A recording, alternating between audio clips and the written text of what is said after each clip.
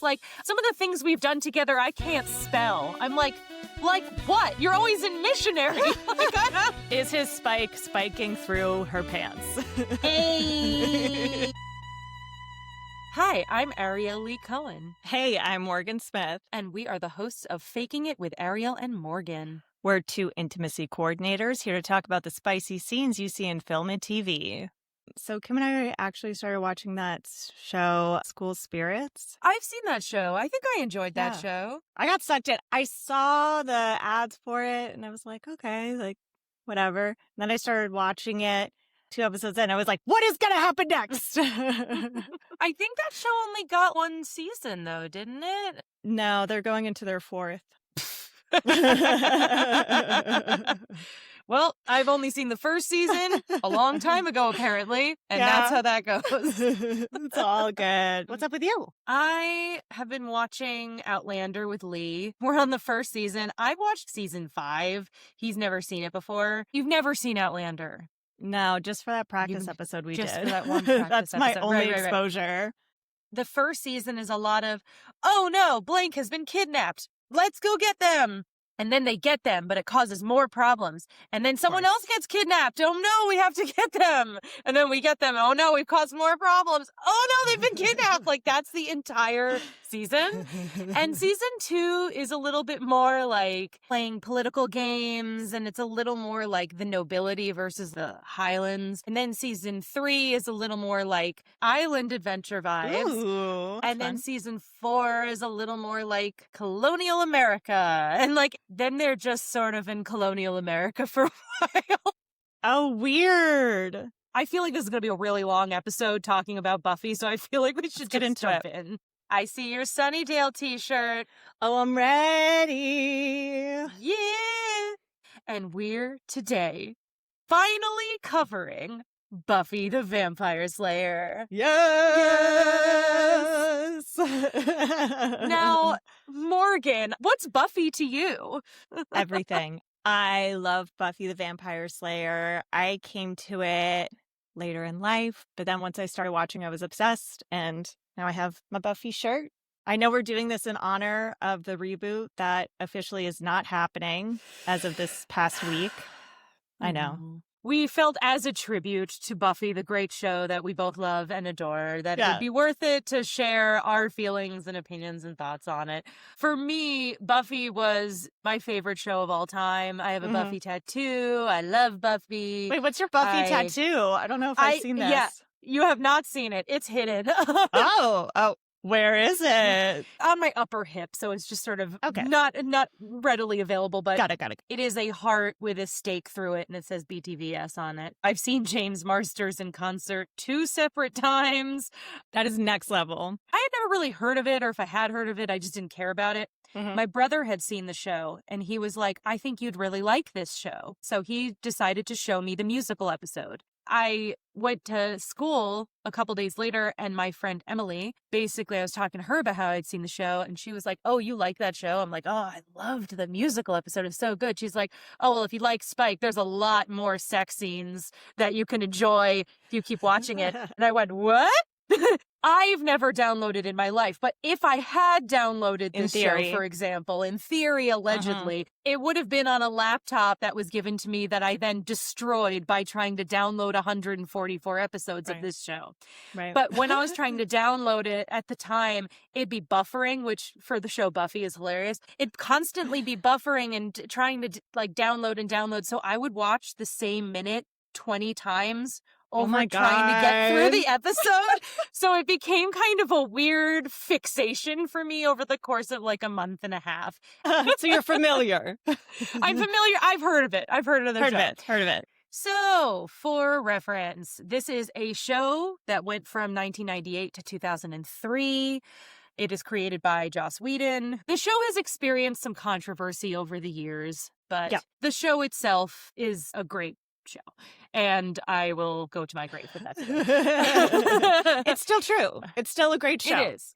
It's based on the movie starring Christy Swanson in 1992, and they decided to make it a TV show, and it was 7 seasons, and then almost a reimagining reboot situation, but then Never mind. So today, I want to talk mostly about season 6. Ooh. So, yes. The darkest season. It had started out on a network that didn't really need anything from Buffy, didn't need it to be any kind of specifically sexually driven anything.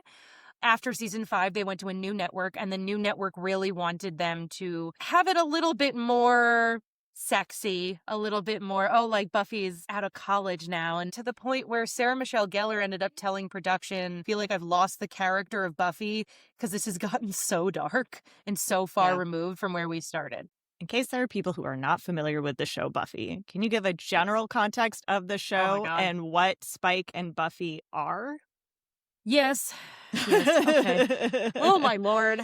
Okay. All right. I'm going to break this down for y'all. In every generation, there is a chosen one. She alone will stand against the vampires, the demons, and the forces of darkness. She is the Slayer. Buffy is this vampire slayer of her generation. Although that's not even really true at season 6, but I'm not getting into that. She has super strength. She has heightened senses. And her job, which has been preordained by mystical forces, is that she's going to fight the evils of this world.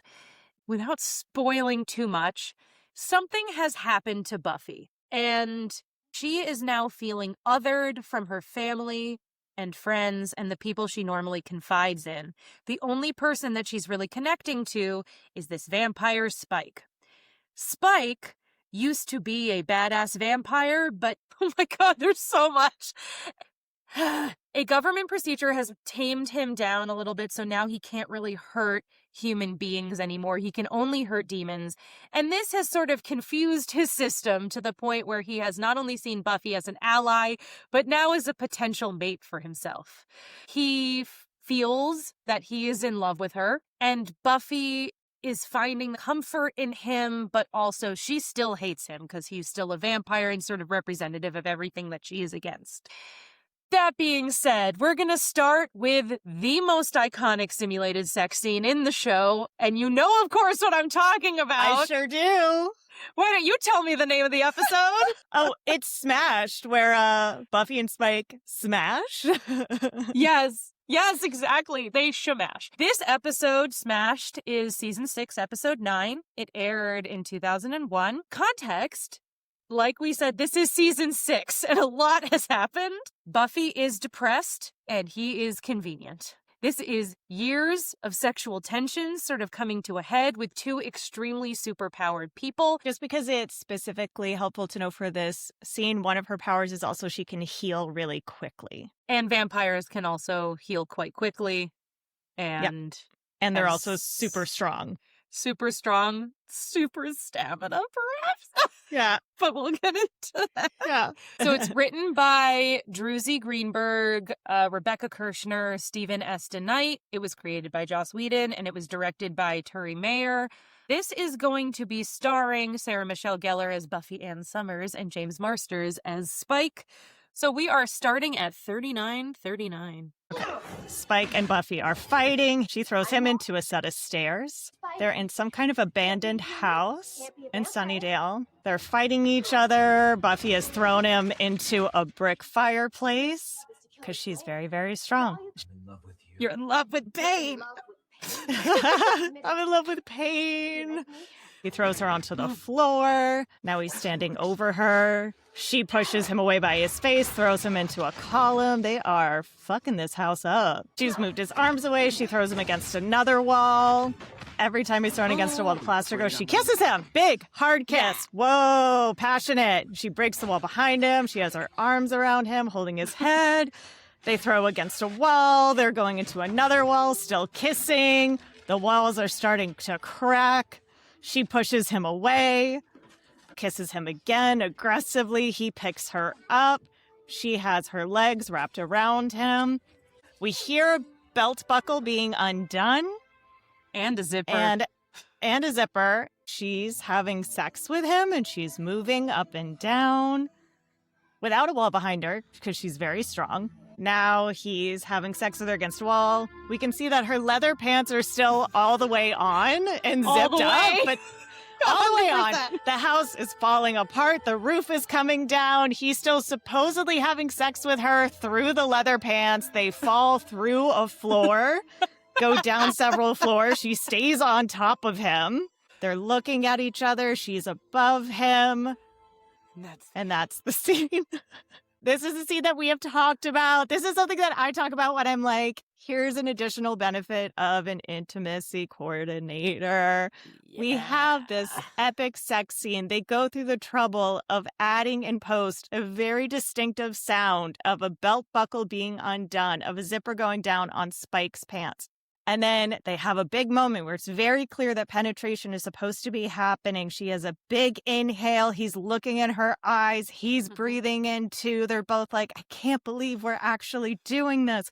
And then we cut to a wide and we can see that her very tight early 2000s leather pants are fully on, pulled up over her butt. I can almost see that the zipper's closed, but it doesn't matter because she's supposed to have internal genitalia. And how is he doing this? Is his spike spiking through her pants? Hey!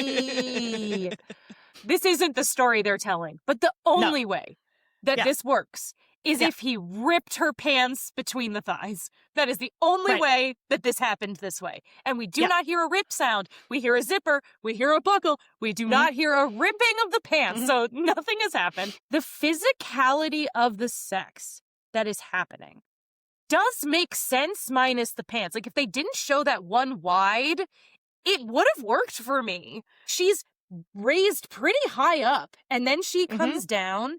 The facial reactions are facial reactioning. Breath is good. Eye contact is good. And then even when they fall through the floor, I mean, that part isn't sold perfectly. She just kind of leans on top of him. I feel he would have broken his penis, but that's fine.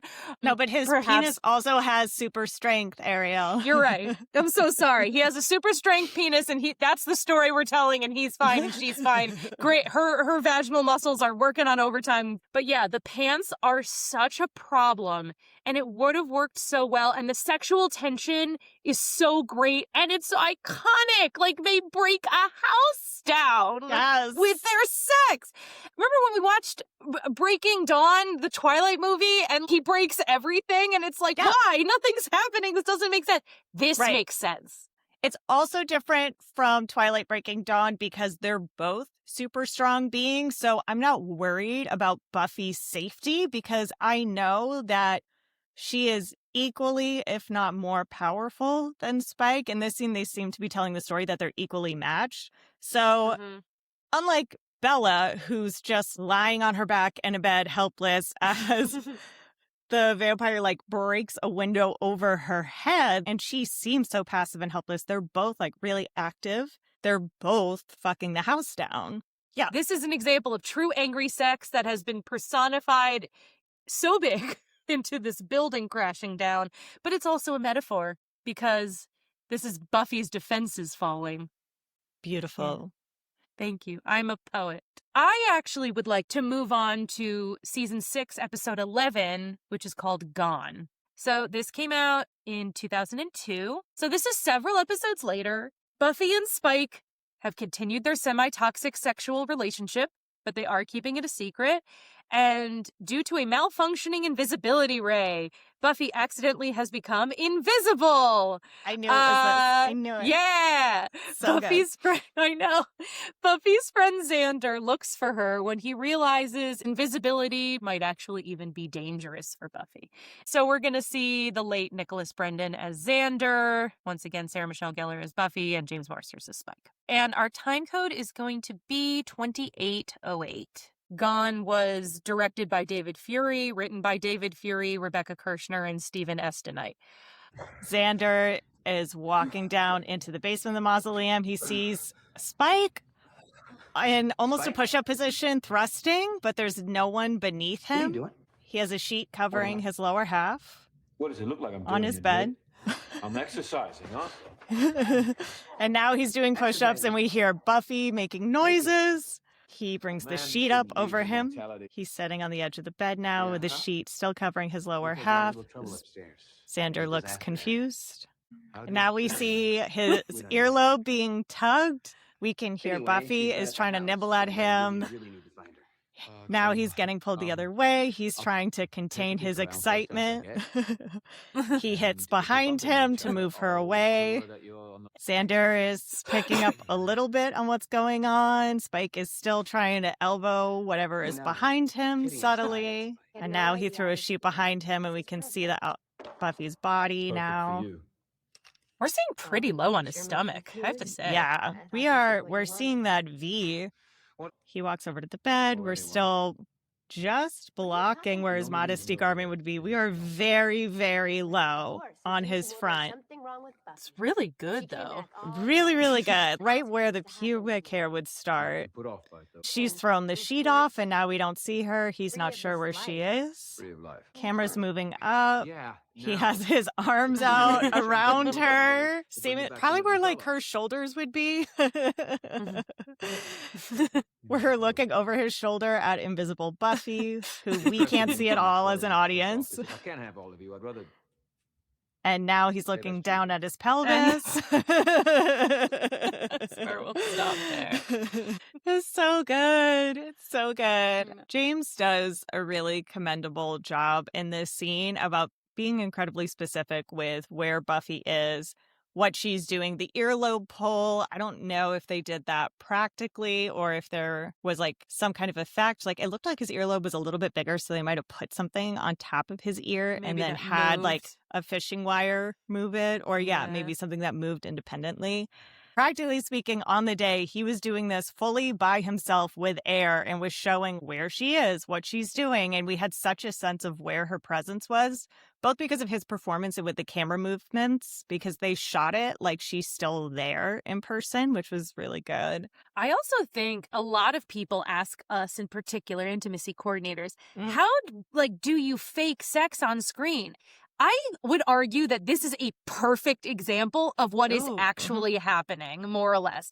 Granted, you would have your scene partner potentially underneath, but they're really just kind of doing push-ups above them, maneuvering the hips. And I also thought his hip movement was really strong. So good. Yeah. Like, you do that sort of kettlebell swinging of the hip movement. I was like, with the slow sort of push-up of the chest. It was really, really well done. My biggest gripe with this scene is that there is no pull-out moment at all. He just exists out of her as he stands up with the sheet. And I'm also not saying that we need a big thing.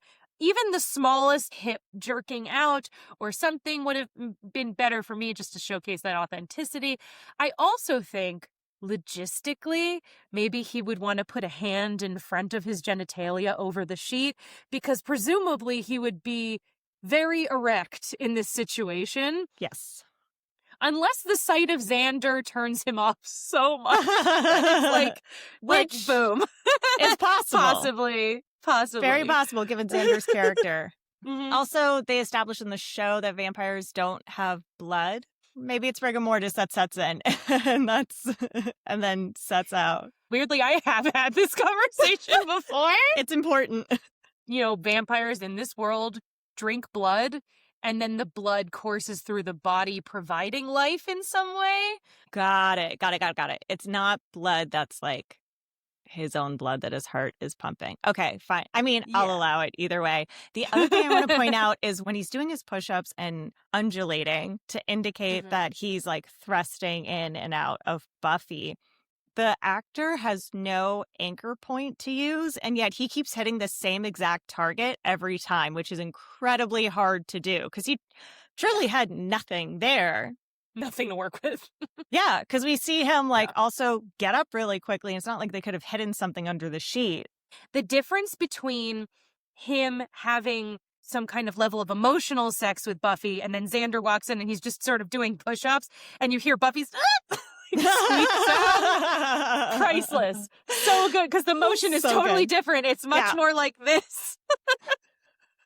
I love it. It's so good. Yeah, because now all of a sudden he's like, I have to make it look more like push-ups than what I would actually do when I'm tenderly making love to Buffy. But I also can answer my own question, maybe even that, the pull-out moment is possibly during the actual push-up moments, and that's part of the sound. Could be. True.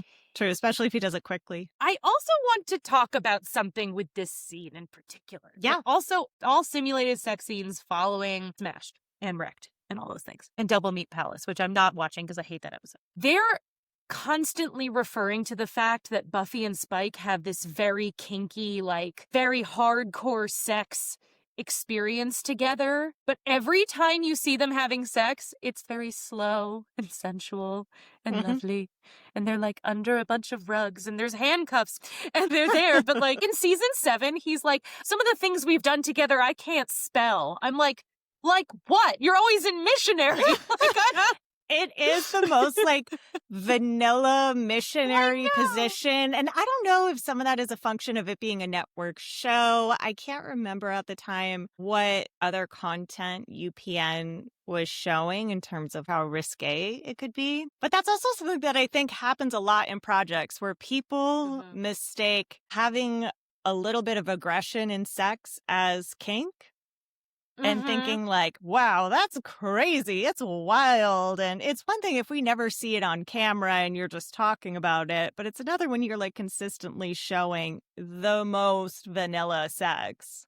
Going off of the BDSM conversation, and I'm going to try not to make this extremely long as a soapbox because you know I could get into it. If I do. It's Ariel's BDSM corner. I'll make oh a little... my God. Yes. We need like a child show like theme song for like Ariel's BDSM corner. Sit down, kids. And then there's like one human puppy there. Hi, everybody. Welcome to Ariel's BDSM corner. I have puppets who are going to show you whatever. Oh, don't think I won't. Don't think I don't have puppets in my house.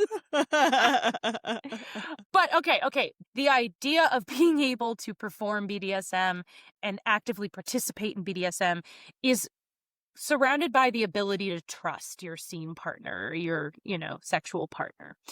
There is a moment where Spike holds up handcuffs and he's like, He's like, do you trust me? And she says, never. And then they presumably have sex with the handcuffs anyway. Their relationship is supposed to be toxic. Their relationship is supposed to be Buffy hitting rock bottom, but then the show romanticizes it to such a significant degree that it's like, is what they're doing kinky? Maybe. Is it proper BDSM the way that it should be done? No, it isn't. Do we see any reference to them interacting in that way? No. Having any conversations about anything? No. Aftercare? No. Nothing. Spike and Buffy have a toxic relationship in season 6 to the point where Sarah Michelle Gellar has gone on record saying we lost Buffy as a character. And all of that, I believe, kind of came to a head in the next scene that I'm going to show, which is season 6, episode 13, entitled Dead Things. Directed by James A. Contner, it was written by Stephen S. DeKnight and Rebecca Kirshner and Drew Z. Greenberg. And we're starting 20 minutes, 25 seconds. Here we have Sarah Michelle Gellar as Buffy, James Marsters as Spike, Nicholas Brendan as Xander is also present, and Emma Caulfield as Anya, and Allison Hannigan as Willow, but they don't speak, they're just kind of also present. Context: Spike and Buffy's sexcapades have frankly gotten a little dark. She goes to the local bar with her friends to dance it out, but finds herself drawn to the dark. We are at the Bronze. This is the club that everybody hangs out at, where I don't know what else to call it. So she's looking down at everyone dancing below her. She's looking wistful. We hear Spike. He walks up behind her. They're both looking down at everyone dancing, having a great time, kind of swing dancing, because that was cool then. He takes his hand and caresses her arm. He puts his hand down. We see him going up her skirt a little bit. She's taking a lot of inhales. He's manually stimulating her. She makes a oh, no, I think he's penetrating her, even though his pants didn't do anything. He wants her to look at them while he's having sex with her right above. And they're not so far away that no one would be able to see if they just looked up. He's whispering in her ear. That's the problem I have. And they're slowly humping. slowly undulating. I think because we're trying to set a mood of how sad and dark things are. I pulled the jive muscle last night. It was kind of a funny transition with Xander's sound happening right then. Okay. I hate this scene. In every scene we've ever seen, that balcony in the bronze, you can see it very easily from below. Everything that's happening up there. He's like, look at your friends hidden in the dark with me. I'm like, you're right there. Second thing, I have no idea what the story is with the simulated sex. I don't know if he's fingering her. I don't know if he's fingering her from in front where her skirt is all the way up and everyone can see it. I don't know if he's lifted her skirt and has gone behind her. I don't know if he's penetrating her with his penis. I have no idea what's happening. It's a decidedly confusing scene because they make a point of showing his hand going down her left hip. And then they show his hand sliding up her thigh with the hem of her skirt starting to come up with it. His hand is in the front of her thigh. So you're like, okay, obviously he's going in front and he's probably manually stimulating her. But then he starts undulating behind her and we don't see his shoulder moving. So it's not like he's undulating while he's manually stimulating her, which could be a thing. So now it feels like it's implied that he's penetrating her. But when there was no unzipping, unbuckling, and Spike, which they've also, made a point. Yeah, they made a point in other scenes. Yeah. Also, Spike always wears leather pants, like tight leather pants, because it's the early 2000s. Now they're having sex. She hasn't lifted up at all, so I don't think she's even at the proper height for him to be penetrating her, either anally or vaginally. She hasn't adjusted her hips at all, so she could be against him. I don't know how curvy his penis is supposed to be. It's a U. It's like a full boomerang where it can just get in there. If you're not familiar with the layout of the Bronze, which is their local bar / small concert venue / cafe, I would say the balcony is maybe 10-15 feet away from the main floor. Like, it's truly not that far. It's right there. And it just has really simple iron railings. It's lit. One person just needs to look up to see them. And I understand how that's sexy for Buffy and Spike in this moment, but I just don't believe that nobody sees them. It's a very full day at the Bronze. Yeah. I'm wondering if the story, poorly told, is that he is manually stimulating her from the front while grinding against her buttocks. So that way it's like less his arm doing motion and more like they're both kind of doing this together, but without actually any penetration. Like using their hip movement to have his hand stimulate her. Maybe. I still think we would get some shoulder movement from him. Also, his arm placement isn't right. Like, his arm would have to be wrapped around her more for that to be happening. I think the story they want to tell is he lifted her skirt, maybe manually stimulated her for a second, and then vaginally penetrated her from behind, especially based on her breathing and their undulating and the fact that his arm moved back. But even that's not told well. Maybe it's that he's penetrating her with his fingers. It's the wrong placement of everything, no matter what is happening. When I see this movement, don't see him penetrating her with his genitalia. I don't hear the zipper sound and the pants situation, which they've been very clear about in other scenes. The movements aren't big enough, frankly. And he would need to be so much lower in order to facilitate this. And she would probably be much more over the balcony, I feel like. Well, whatever story they're telling it badly. They're telling it horribly. I don't know what is going on, and neither do you. We're all There's like, this is crazy. Very little thought put into it. One thing I will say about the Buffy Spike dynamic is they do say repeatedly that this is a toxic relationship. Yes, the toxicity is hot, and sometimes people can have arousal even within a toxic relationship, or maybe because of the toxicity.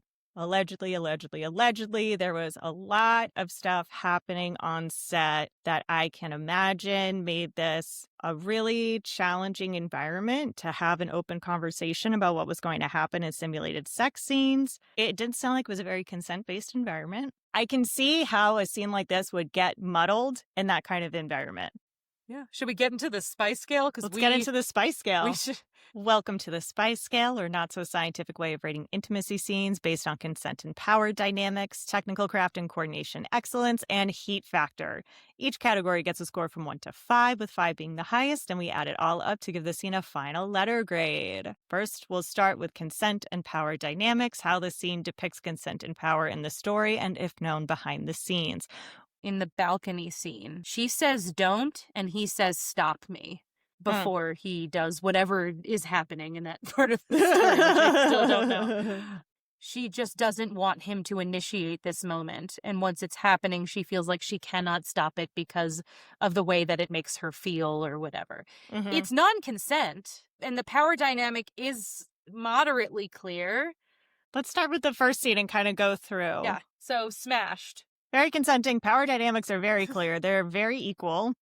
And they're establishing that in the fight choreography before it turns into intimacy choreography. She throws him against a wall. He throws her against stairs. She throws, very back and forth. So that to me is very clear. So that would be a 5 for me. I agree on that. Okay. Then Gone. I actually have questions about the consent from Gone. Yeah. Initially consenting, perhaps. Yeah. Power dynamics shift quite quickly. He Yes. does not want his ear to be touched in that way. He does not expect her to perform oral sex on him later in the scene. Thoughts? I kind of liken it to the heated rivalry phone scene where they're toying with each other. And even though it's not super explicit, I still feel like the scene is consensual. It's just more of like a playful teasing dynamic. Maybe if I was like teaching sex ed in high school, I wouldn't use this as a prime example. But to me, it didn't read as non-consensual or like anyone was being pushed or coerced into doing something. It just felt like, uh-oh, but keep going. I'd be willing to give that part of it a 4. Yeah, I think a maybe 4 is right. All right, so then we have dead things on the balcony. I think that's a 1. I think that's failed really bad. Consent is really not clear. He does say, stop me. But also, is Spike going to cause a big thing if she says no? I mean, she doesn't really know. I don't think the threat is that he's going to cause a thing. I don't know if I would give it a 1. It's a muckier version of the Invisibility scene where it is some exhibitionism in there. This idea of we might get caught at any moment and him saying, I know that there's a part of you that wants this, which isn't great consent-wise, but also could be part of the play. Maybe like a 2 or a 3, because it doesn't feel like Buffy is like no throughout the whole thing and he keeps going. She says no at first. He said stop me and she doesn't stop him. It's not the best example of consent, but it's also like she says no and then he just goes for it. You know what I mean? Wanted to give it a 2? 2. Yeah, maybe a 2. So, technical craft coordination excellence, the staging, film coverage, modesty, protection, choreography, and overall execution of the scene. Oh boy. Scene 1. I mean, it's a 0. No. Okay. Sorry. The pants thing really bothers me. The rest of it is so clear, though. So I'm so torn because. I mean, we could just give it a 3. It's like middle ground. Yeah. Yeah. Let's give it a 3. The choreography is really fun. It's the film coverage that's the problem. And they could have edited around it. They chose not to. If they just hadn't cut to that wide where we could see her pants. And I think briefly when they fall through the floor, we see that her pants are fully on. Like it's really just 2 moments that they could have saved this in the edit, and they didn't. I know they wanted that wide. They wanted to see things falling whenever they wanted to see them fall through the floor. What they could have done is they could have angled James Marsters like slightly more to his back to camera, but still see over his shoulders Sarah Michelle Gellar. The pants would have made no difference. We wouldn't have seen them at all. And then maybe they could have brought camera a little bit lower so we're not like fully above them and see her pants. Or if we were going to do that, maybe we could have had his jacket fall on top of her. It's a duster. It can blow in the wind. Like, why not? We are missing any kind of like shimmying of her pants or unzipping. We only hear pants sound effects for him. So that's also a miss, though. I take back that this could have totally been saved in the edit because I'm like, we needed a little bit of movement of her hips to be like, the pants are coming off or at least being pushed down, even if practically they don't do that. I still think they could have added one rip sound and the story would have been fine. She rips through her leather pants. He just rips through her leather pants right on the inside. Like, they're doing stuff. We can't really see what's happening. You know, I feel like it could have But rips been fine. how and with what? Because he can't take his hands and rip them because he's holding her up. Are we supposed to believe that Spike is so spiky that it spikes through? No. She has one hand up and she has one hand down. I'm assuming she unzips and unbuckles his pants. Then she pulls and rips her own pants because she has super strength. And why not? And they're skin tight. They probably would rip at a light breeze. True. Yeah. So a 3. Does that work? I feel like you have more you want to say. I want to make it a 2. I'm just so mad about the pants. I am allowing a 2 because Thank you. They go through the trouble of so clearly establishing that his pants are down and then completely bail on it for her. And if they hadn't had his very loud zipper sound and very loud unbuckling sound that was clearly added in post, then maybe I would have been like, it's a 3. But like, they clearly were like, hey, you know, we should make this half realistic. I agree with you. And I do think the zipper sound is like egregiously loud and like a lot, frankly. But yeah. Okay. All right. A 2, which brings us to Gone. I thought it was done really well. The invisibility scene, like execution wise. Yeah. I give it a 5. That's personally. a 5 for me. They executed that gorgeously. Creative too. I feel like there are so many shows where there are invisible characters. I'm sure there are other shows or movies I can't think of off the top of my head where there's an invisible person having sex with somebody else. Yeah, like a ghost or a succubus. I just love how they even do like the small movements. The earlobe thing I think is so great. And I feel like a lot of times people just think of the most obvious big things that can be happening. And I love that they were playing at all different levels. And it's so effective. Yeah. It's so effective. It's so good. So funny. And then Dead Things. I want to give it a 1. It's so bad. They're like, we're going to show his hand going down. We're going to show his hand moving the skirt up, but then we're going to completely bail on where the hand is going. What happens next? That's a 1. All right, copy that. Heat factor. The first one, 5, man. Here is the thing, though. As inaccurate as it is, it's so still good. Wildly effective. I so clearly remember the first time I watched this, and I was like, wow, I have watched projects that have superhuman entities, that have super strength getting together, and I have not seen anyone else like literally take a building apart. It's so Absolutely. Hot. It's so amazing. It's truly fantastic. I remember watching this scene. As I stated earlier, I watched this minute by minute, over and over again. Yes. So 5 for me. Absolutely. No question. Yeah, that is a high 5. I love it. Gone, invisibility scene. I'd just give it a 4, frankly. I think they want it to be hotter than it is. I do. I thought it was pretty hot. I don't know how hot they wanted it to be because the scene is supposed to be comedic. And the joke is more on Spike trying to hide this thing from Xander. So it kind of has to be silly. If the scene was hot, it wouldn't have worked because then it would have distracted from Xander's confusion. So I would argue for a 5. All right. Give it a 5. I'm fine with 5.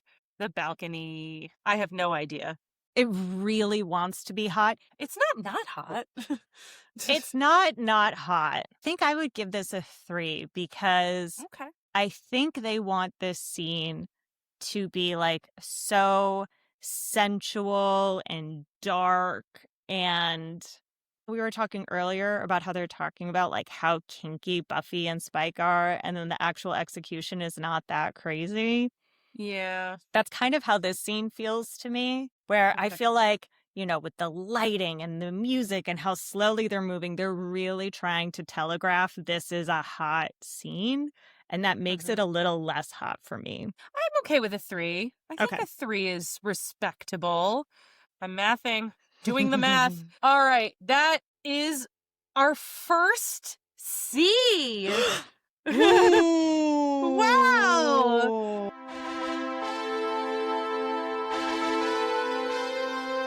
Okay.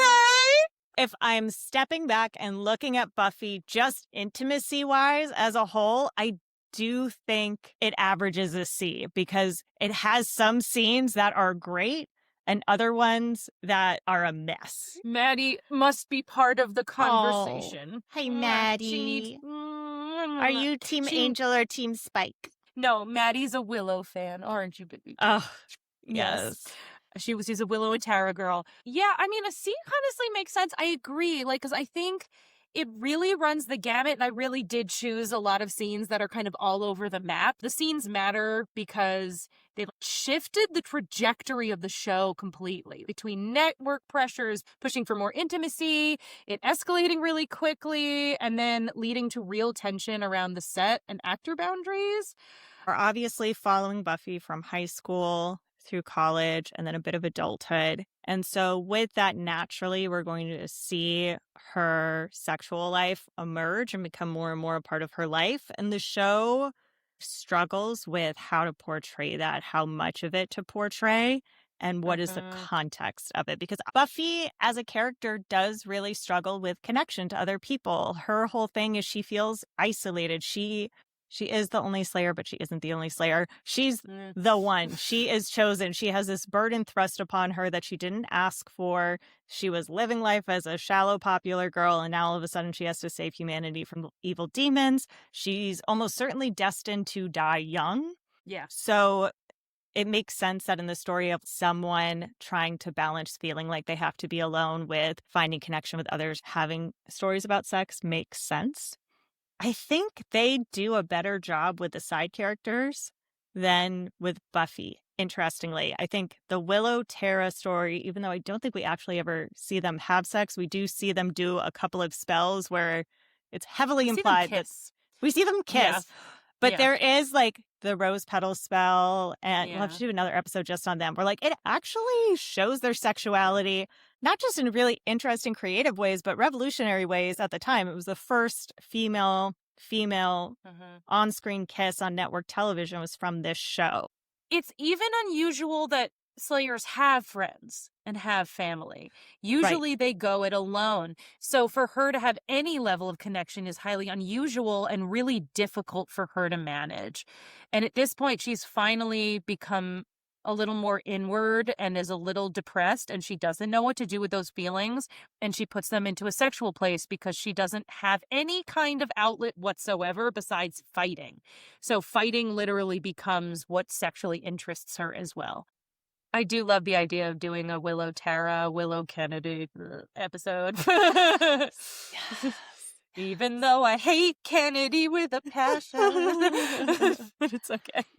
Thanks so much for listening to Faking It. This episode's research and context was done by me, Ariel. You could find us on Apple Podcasts, Spotify, or anywhere you get your podcasts. New episodes drop every other hump day, Wednesday. If this was good for you, the best way to support our show is to follow the podcast and leave a quick rating or review. It takes less than 30 seconds, and it really helps us. So we have from the Nixter 1. Thank you for this lovely discussion. I learned so much, and now I'll watch the intimate scenes and heated rivalry with a newfound sense of wonder and respect. Thank you, Nixter.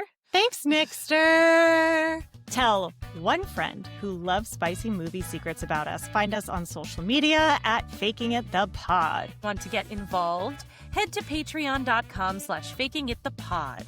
For just $1, you can request scenes for us to break down. For $10, you get bonus content and never-before-seen footage. And for $5, you get a shout-out like these listeners. Thank you, Lee and Kiki Brown. This episode was produced by Ariel Lee Cohen. Social media and branding by Morgan Smith. Our theme song is Faking It by Mike Getz. Credits for the film or show we reacted to are in the episode caption. Stay real, fakers. Yeah, yeah.